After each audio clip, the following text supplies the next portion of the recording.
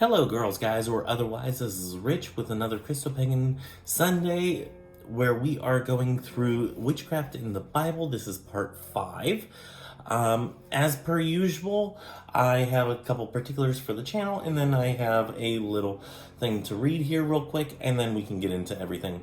If you hear any noises, that might be the traffic outside. I am currently down in Dover doing my military weekend. Lighting and all that is bad because of such. But also the heater, air conditioner thing is right next to me. So if you hear that kick on like it is right now, that is definitely a thing. That's what that is. So anyway, a couple things on the channel front. If you are not yet subscribed, go ahead and make sure that you hit that subscribe button. Hit the bell notification so you get notified whenever I put out new videos. Right now, I am doing them 5 days a week, or at least trying to stay to that schedule as much as possible. I think we've missed 1, maybe 2 days. So yeah, go ahead and hit that subscribe button, hit that bell notification, hit that like button if you like these videos. And yeah, leave comments below if you agree, disagree. We can have a respectful disagreement. Just make sure that it's kept respectful. Yeah, most of the comments, I will say, probably 99% of the ones I get anymore are, they are respectful comments. So as long as if we keep them nice and respectful, we're all good.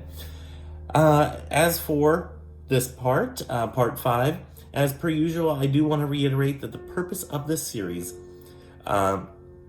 is in response to verses from the Bible that are commonly given as reasons against witchcraft. This is not a critique of the Bible or its validity as a sacred text. It is not a critique of this deity. It is a critique of how the verses are being used. The critique of the Bible and the aforementioned deity will be given at the end of this series, which, we're getting, I think next week we will actually be merging into the New Testament, so that's exciting. Those will be given at the end of the series anyway. As usual, I will be reading from the New Catholic Answer Bible, which is a New American Bible translation. So you know my translations and whatnot and where I'm getting my my verses from. Anyway, with all that being said, let's go ahead and go to Jeremiah chapter 10, verse 2. I do want to keep this kind of compact as an overall video and whatnot. I want to keep it a little bit under, I at least want to keep it under the hour mark. So give you a second to get to Jeremiah chapter 10, verse 2. I want to shoot for probably around 45 minutes tops.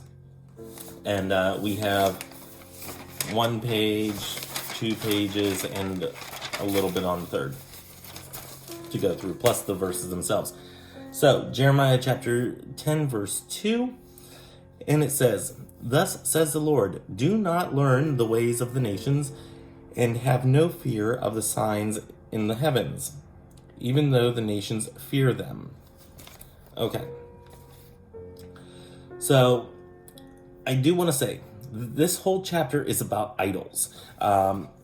If you read the entire chapter of chapter 10, it is about idols and idol worship. And I have spoken on this in the past. It is a common misconception that if you are praying to a deity, you are praying to a statue. If you have a statue representation there, then you are praying to this statue, not the deity itself. Pagans and Christians are not naive to the fact that the statue is not a deity alone. It is merely a focal point as a representation for us to envision that our words are not falling on deaf ears. As for this being a true creator, that can also be debated and will be addressed at the end of this series. Yeah. Okay. Yeah, the part about the creator is actually in a different verse within this within this chapter. I do believe I did put that in there, but it's where was that? Oh, it's actually in verse 11. Thus shall you say to them, the gods that did not make the heaven or earth, let these perish from earth and from beneath heaven. And it does have in here saying that this deity created the heavens and the earth, all that stuff. And that will be debated at the very end. So yes, we will. We've addressed the idol issue before. There's a bike going around. They like to have loud bikes here for some reason. I don't know why that's a thing, but I could never. If I had a motorcycle, I can't do loud bikes like that. No. I don't even like a loud car. Anyway, let's go to Jeremiah chapter 14, verse 14. And this says, these prophets utter lies in my name, the Lord said to me. I did not send them. I gave them no command, nor did I speak to them. They prophesy to you lying visions, foolish divination, deceptions from their own imagination. Okay, this verse is less about divination and more about false prophets. If you read the verses above and below and whatnot, they're talking about prophets and prophesying and whatnot, and somebody being a false prophet. As someone who is a tarot reader, I take this quite seriously. I am a proponent of being an ethical reader. One of my hard and fast rules for doing a reading is that I do not predict the future. I will tell people this is a potential future, this could be the outcome, but I will not say this is the future, because the future is always changing. That's how things work. I have written down here, I always tell people that this is a possible outcome to a series of events. I don't ever say that this is something coming through on a deity's behalf. I am not their spokesperson. I can only tell you what is being said to me in this time, in this place, by whatever the cards or whatever flashes or visions I'm having, feelings that I'm having and whatnot. I can only tell you what's coming through to me. I cannot tell you if it's on behalf of this deity or that deity. You need to decipher that yourself. And that is something that I am more of a secular type of reader whenever it comes to doing readings. I will not say, you need to read this verse in the Bible, or, pick up a Quran and or a Quran and read this part of it, or, the Bhagavad Gita or anything like that. I am more secular in my readings because everybody is a little bit different, depending on what their faith and their sacred texts are, that will, unfold in their own life. And if they want to work hand in hand with a reading and a certain verse or whatnot, then, if I'm comfortable, such as if you are a ChristoPagan and you have no problems with reading the Bible, which some people who are ChristoPagan even still have problems with parts of the Bible, which you can tell, obviously do, with certain parts. I think there are certain parts that are wonderful and that are magical and offer great wisdom, but I wouldn't say that they are necessarily true and for everybody. So if you are a ChristoPagan and I'm doing a reading for you, if you're comfortable with me giving you a Bible verse as a mantra or something like that, I will find one for you and I will help you on that walk. That is part of the things that I like to do to help people. But I'm more of a secular reader whenever it comes to that, and I don't tell people flat out, this is from this deity or that deity, none of that stuff. Saying that you are speaking on behalf of a deity, I find this a very dangerous undertaking. Individuals who work with a deity will get better messages from that deity than I ever could give them. if you aren't stating that you are presenting as a prophet and you deny that you are a prophet, then this verse really doesn't apply. I will never say that I'm a prophet. If anybody ever says that I'm a prophet, I'm going to stop them right there and say, no, because there is a definitive underlying definition whenever it comes to a prophet biblically. And whenever you're talking about a prophet, it needs to be proven that what they prophesy is coming true. Otherwise, you are a false prophet, and according to biblical text, should be stoned. I do believe that's the punishment. It seems to be the running punishment with a lot of people that this deity doesn't like. But we're moving on now to Jeremiah 27, verse 9 and 10. I'll give you a second to get there. But yeah, as long as if you're not saying that you're a prophet, or you're not presenting yourself as a prophet, and you are actively telling people, no, I'm not a prophet, please don't put that mantle on me, that verse I don't think really applies. Chapter 27, verse 9 and 10 is the next one that we're going on to. And it says, you, however, must not listen to your prophets, your diviners and dreamers, to your soothsayers and sorcerers, who say to you, do not serve the king of Babylon, for they prophesy lies to you, so as to drive you far from your land, making me banish you, so that you perish. Okay, got issues with this one. This again is about false prophets in verse 9, and verse 10 we see something very disturbing. In this verse, we can see a clear example of victim blaming. It is basically stating that the false prophets are lying to someone. It is making this, and by them doing that, it is making this deity take actions. It is clear that this deity is fairly powerful by the text that we have, so there is a clear possibility that this deity could do without banishing their own followers, rather than blame them for the actions of rather than blame them for the actions that this deity in fact takes. Little tongue tied there, sorry. By that I mean, like in this verse 10, for they prophesy lies to you, so as to drive you far from your land, making me banish you. So they're saying, okay, because these prophets are lying to you, that means, even though you're a victim of all this, that I need to now banish you. This is not logical. Just because somebody falls for something doesn't mean that they need to be punished by a deity on top of being misled and having certain trust issues there and that. This is pure victim blaming, in my opinion. This is something that is very disturbing. You're making me banish you.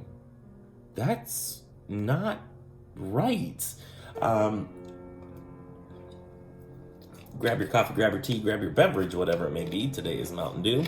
I better not hear anybody saying anything about, in the comments about Mountain Dew's bad for you and it's corrosive for your insides. Yes, I know. Thank you. Thank you for your concerns. Let's move on. So with this, it's basically saying that, you're making me do this to you. You're making me banish you, which they're not even making this deity banish them. It is them thinking that somebody is a true prophet that is misleading them, and because they are misled, the deity then will also not only on top of them feeling bad because they're being misled and having trust issues with any proposed prophet, on top of all that, you have this deity that is going to banish you. That's not right. If this deity is as powerful and as magnificent as it says in here, this deity, in fact, should be able to say, you know what? I'm going after that prophet. You guys did nothing wrong, technically. Practice a little bit more discernment. Make sure that, you're not letting these things happen, this and that. Make sure you vet them or something of that sort. But this deity doesn't do any of that. He says, no, you're making me banish you. There's something seriously messed up about this. We're going to speed on over to Ezekiel chapter 13, verse 18 through 20. Oh, too far. There we go. Okay, 13 verses 18 through 20. And just so you know, this Bible actually has in here against witches. So yeah, this study Bible actually calls it out against witches. Okay, let's get into this. Verse 18 through 20. Do I want to read 17 as well? Let me read 17 as well. And we'll go to 20. As for you, son of man, now set your face against the daughters of your people, who play the prophet from their own thoughts and prophesy against them. You shall say, thus says the Lord God, woe to those who sew amulets for the wrists of every arm and make veils for every head size to snare lives. You ensnare the lives of my people, even as you preserve your own lives.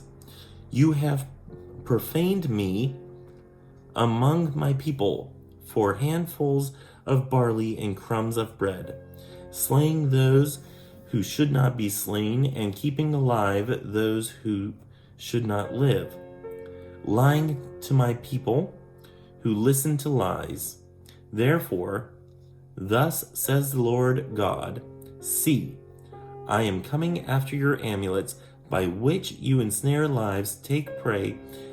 I will tear them from your arms and set free the lives of those you have ensnared like prey. Okay. First, I want to read the footnotes for this, because the sewing of amulets and the veils and all that stuff, I didn't quite understand. The footnotes helped here. This one says, sewing amulets and making veils, used by sorcerers to mark individuals for life or death. For a small price, these women promised protection for the wicked, who in the Lord's estimation should not live, and death for the righteous, who should not be slain. Both decisions belong to the Lord. Okay, I don't know of any magical practitioners or magical method that this is ever used. Having an amulet or something, an amulet of protection of sorts is definitely a thing. But it doesn't really work if you're just putting it on somebody. I mean, you have to, the person has to take steps and all that for themselves as well. Doing otherwise is just like a sly magic. And let me tell you, I am not going to go up against a deity with my magic because, as far as I'm concerned, a deity is a deity for a reason. And even though your magic can definitely be powerful and oh, excuse me, got a little tickle. Even though your magic can be powerful and mighty and whatnot, I wouldn't suggest ever going up against any deity because it's just probably not a good idea. Keep in mind, if you are a hard polytheist, or if you're a hard polytheist, that if you have a deity that is a physical being, then they don't necessarily sleep. So yeah, they can get you whenever you're down, and they will do everything in their power to exact revenge. A lot of them will, at least. Yeah, don't get on the bad side of a deity. It's just dumb. Don't do it. Anyway, now the other footnote is handfuls of barley and crumbs of bread were payment for the amulets and scarves. Okay. Don't know where they got this information. Doesn't make any sense. Now let's read what I have here. We see in verse 18, again pertaining to prophecy, this again is a faulty argument against witchcraft, since most witches do not attempt to be even misconstrued as a prophet. Again, many people out there who are intuitives or whatnot will say, this is what, and I have an itchy nose. This is what I think is a possible outcome for you. They will not say, this is definitively what will happen. And even if it is what ends up happening, does not make them a prophet. And many of us will not take up the mantle of being a prophet in the biblical sense. Looking at verse 21, let me read that. I will tear off your veils and deliver my people from your power, so that they shall never again be ensnared by your hands. Thus you shall know that I am the Lord. Okay. As for verse 21, I'm there for that. I'm there for this deity in this moment, being basically stepping up for their own followers. This deity,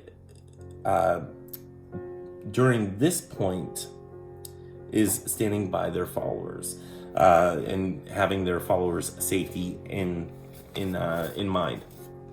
So I'm there for verse 21. The other ones, I have some questions of the validity of the historical validity, because some of these things I've never heard of. If it's something that you have heard of, do let me know. We're going to move on to Daniel chapter 2, verse 27 and 28. Yeah. Again, if you know anything that I'm missing or that is knowledge in other practices and all that, leave comments. Be respectful. We will have a civil discourse. Let's see. We are looking at Daniel chapter 2, verses 27 and 28, which reads, In the king's presence, Daniel made this reply: the mystery about which the king has inquired, the wise men, enchanters, magicians, and diviners could not explain to the king. But there is a God in heaven who reveals mysteries, and he has shown King Nebuchadnezzar what is to happen in the last days. This was your dream, the visions you saw as you lay in bed. And then he goes on into that. Okay. This is sometimes shown as a way that those who are given the gifts by this deity are able to do what witches cannot. So let's break this down. Just because a witch doesn't suit your needs doesn't mean they are incapable as a magical practitioner. There are some witches that will not do certain things because it is not what they specialize in, such as, I'm not going to make you a tea from the various herbs that I have, and I'm not even in the witchy room, but in the witchy room I have all my herbs up here. I'm not going to make you a tea from those because I don't know exactly everything about herbs and whatnot. If it's just me and you, maybe. I'm not going to mass produce teas for you to drink because I don't know your health concerns and whatnot. I'm not going to suggest something like that. I'm not a green witch, so therefore I'm not going to tell you this should help with that.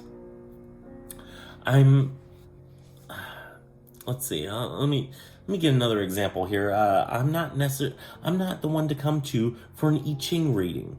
I cannot decipher that stuff.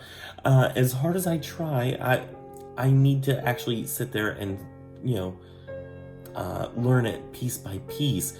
And I haven't done that. So if you're coming to me for an I Ching reading or a palm reading, I'm not your guy. You will have to find somebody else that can, suit your needs. Just like with certain witches, if you go to them for a baneful type of magic, they won't do it because that's not their thing. They don't do that. They don't abide by that. And that's part of their practice, is that they don't do baneful magic.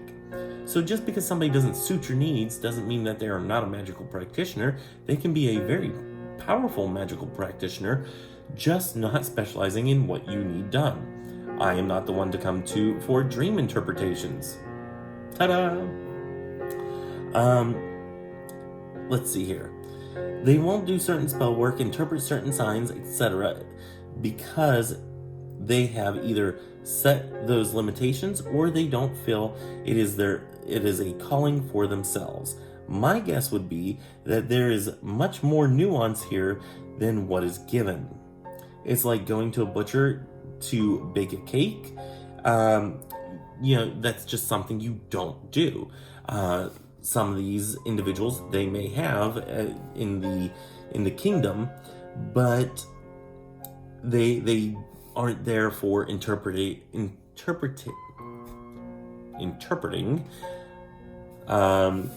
to interpret signs and symbols that somebody has in a dream. Interpretation? Oh my gosh, that just sounds wrong. Why does that sound wrong? Anyway. So yeah, they're going to wise men, enchanters, magicians, diviners. Yeah, I don't know if any of them were specialized in dream interpretation. Hey there, that sounds right. Witches aren't Swiss Army knives. They are people. So yeah, just keep that in mind whenever you're telling somebody, hey, or whenever somebody comes up to you and says, hey, you're a witch, do this spell for me. Listen, you want me to do a spell for you? It depends on the spell. Set out the parameters. We're going to talk about this. We're going to talk about what you want, what you need, and what you expect to get out of this experience. And then we may or may not go forward to do an actual spell. I'm not just going to do a spell because you pay me to. No, that's not how this works. So, yeah, I'm not a freaking Swiss Army knife. I can't just be whipped out and, told to do something and there you go. No. Some of us don't specialize in certain things, as I've previously mentioned. Let's go on to Daniel chapter 4, verse 7. Here we are. These were the visions I saw while in bed. I saw a tree of great height at the center of the earth. Okay. And then he goes into an interpretation of what he saw and whatnot. Here we have Daniel interpreting dreams. This is, in fact, a type of witchcraft. He is apparently doing this on the deity's behalf. It isn't apparently then it isn't wrong. This is the same as saying that Moses is allowed to do witchcraft, but the others are not, because it was too like the Egyptians, or the Egyptian practitioners doing magic it being bad, or Moses doing it, which is apparently good. There is a set double standard there apparently, and I'm not here for it. This has also never been clearly established why there are why there are separate times that some can use these divination techniques, since it is banned of prophets by Deuteronomy 18. And I do want to go back there.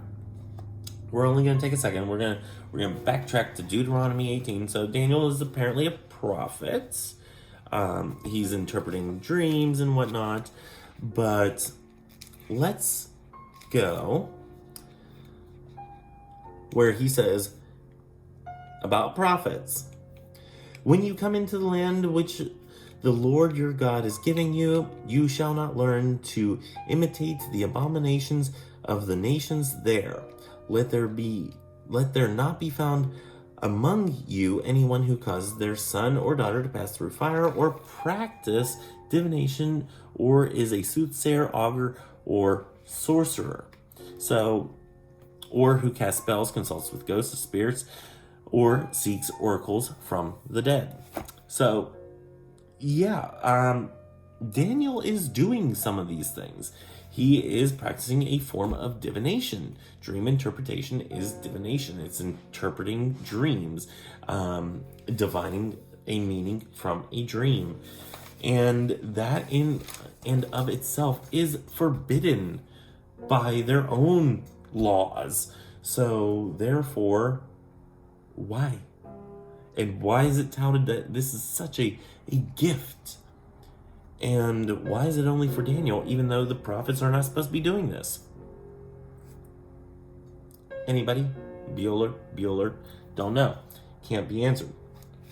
Anyway, we're going to go on to Micah, chapter 3, verse 7. Let's see. 3, verse 7. Whoops. Too far. There we are. Okay. Which reads, Then the seers shall be put to shame, and the diviners confounded. They shall all cover their lips, because there is no answer from God. Okay. This verse is yet again talking about people who purport to be prophets. I do agree that part of this verse I do agree to. If you are an intuitive person who is not getting a clear message, don't make things up. Be an ethical reader in the work that you do. If you are trying to connect signs and symbols and whatnot, and nothing's coming through, tell that person. Say, hey, I'm not getting anything. I'm sorry. I'm not connecting. I'm not getting there. Something's blocking me or something like that. Tell them this isn't working for me. As of it's not, our intuition is not necessarily a light switch that you can just flick on and off. Some people are in tune enough to be able to spin their chakras, get them open, and receive messages, do a reading, and then close everything down. And some people are good at that. Some people, you have to sit there and meditate and get into the zone and get to that point where you're able to do that. And sometimes it takes a little bit of time. But there is there needs to be a point in time whenever you're reading for somebody, you tell them, hey, I'm sorry, I'm not getting anything here, and here's your money back. I do apologize. Maybe I can do this in the future for you. Maybe I can help you out in the future. Some of us are not that energetically charged at all times to get reading or to give a reading. And any of you out there who have done readings for other people know this, or do readings on a regular basis, even for yourself. Sometimes you're not in it, and you need to know when those times are in order to tell people, hey, now's not a good time. So let's move on to Micah chapter 5, verse 10 through 12, which reads, I will destroy the cities of your land and tear down all your fortresses. I will destroy the sorcery you practice, and there shall no longer be soothsayers among you. I will destroy your carved figures and sacred stones from your midst, and you shall no longer worship the works of your hands. Okay. Let's break this down. Okay, again, we have come to another temper tantrum from this deity with zero reasonings as to why any of these practices are wrong, as to why any of these practices are wrong. This is also rich coming from a prophet who does exactly what the deity is against. Also, going back to the idol worship in verse 12 is something I've already discussed. Okay, let's break this down a little bit. So, for one, verse 9, we basically have a temper tantrum. On that day, the oracle of the Lord, I will destroy the horses from your midst and ruin your chariots. Temper tantrum. Okay, DD version. Verse 10, I will destroy your cities, the cities of your land, and tear down all your fortresses. Again, another temper tantrum. Just because you're not happy, you are willing to tear down everything of your people's? Okay, because that seems sane. Verse 12, I will destroy your carved figures and sacred stones from your midst. Okay, we do have a footnote here. Sacred stones, the Hebrew Asherah is a sacred pole. All forms of idolatry, standing stones, and sacred poles were part of forbidden cult practices, were violations of Israel's covenant with the Lord. Okay, so I've already addressed the figures, the idols, the worship of an idol versus the using it as a focal point. We have those in churches even still today. So if anybody comes at you at, as far as this verse, tell them, look in your own damn church. Because most likely you either have a picture of Jesus, or you have a picture of Mary, maybe you have a picture of saints, maybe you have a cross, a figure of death, as something that is a focal point for you. Even having the Christian flag, you are promoting an idol of sorts. The Bible itself, some people find this text so sacred that, they don't know how to get rid of it in a respectful way.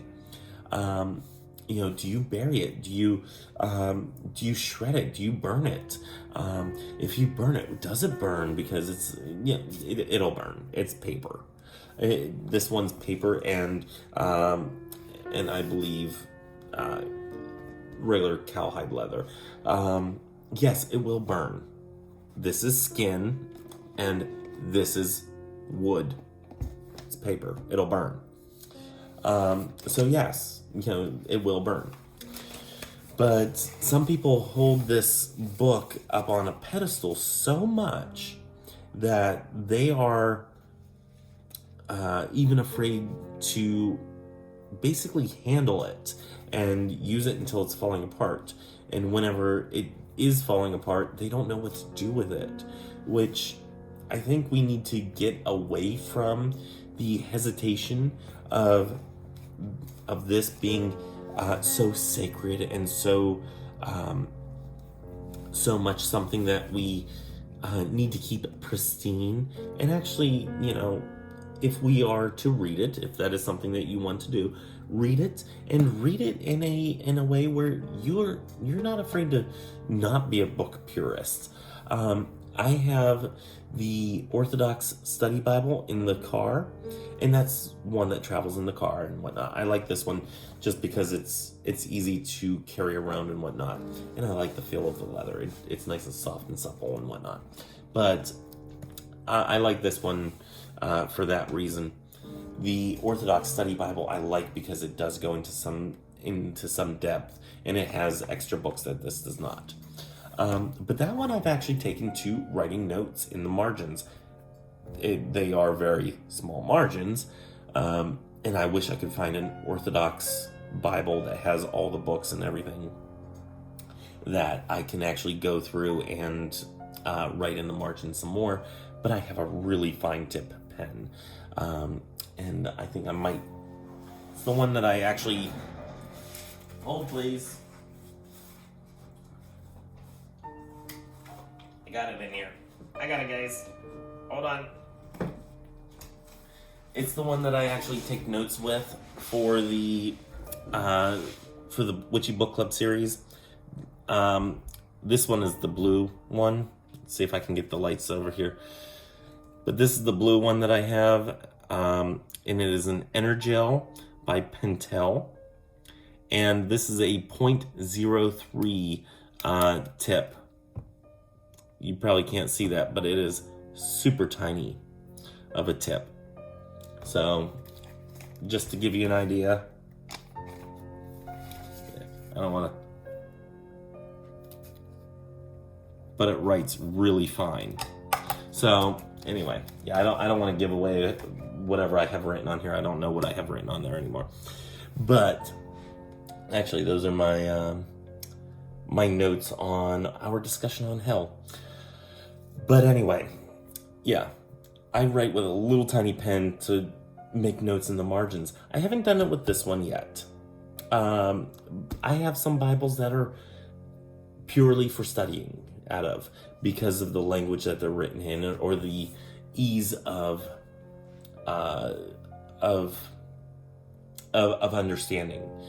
I have picked the Catholic Bible and the Orthodox Study Bible, which, if we are going to do a more in-depth study in the future, or a regular Bible study where we go through the entire collection of the Bible, I may use the Orthodox Study Bible because it is more books, and we will tackle each and every single one of them. But I use this one because it has additional books, not as many as the Orthodox one, but it has a lot of books. It's easy to carry, and I like some of the footnotes and whatnot. They're nicely done. Anyway, maybe I'll do a you know what? I think I might do that for a Witchy Wednesday, now that I think about it.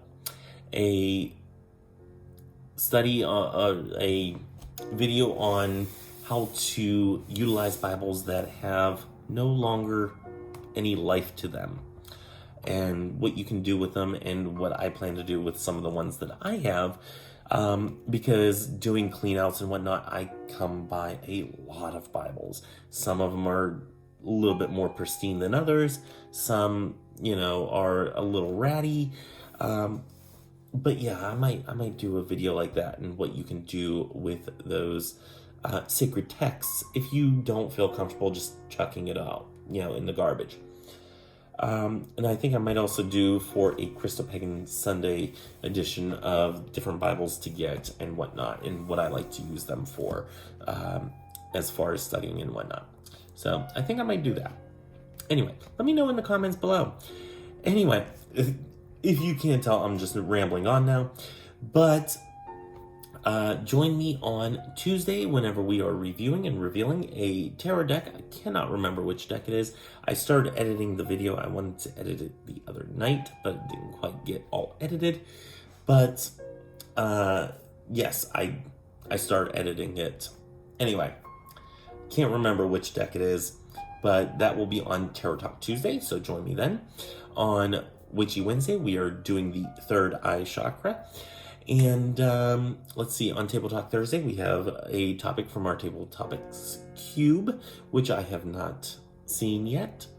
And yeah, we've had some great discussions on Table Talk Thursdays. Go back and check some of those out if you've been missing them. And then join me on Saturday for Chapter 2 of the Outer Temple Witchcraft. So join me on those days for those respective things, and I will catch you guys then. Until next time, go ahead and hit me up in the comments, hit me up on Twitter and all that other good stuff. Links should be below. If they're not below this one, they will be on others. I've noticed when uploading on my iPad, I don't always get the stuff at the bottom.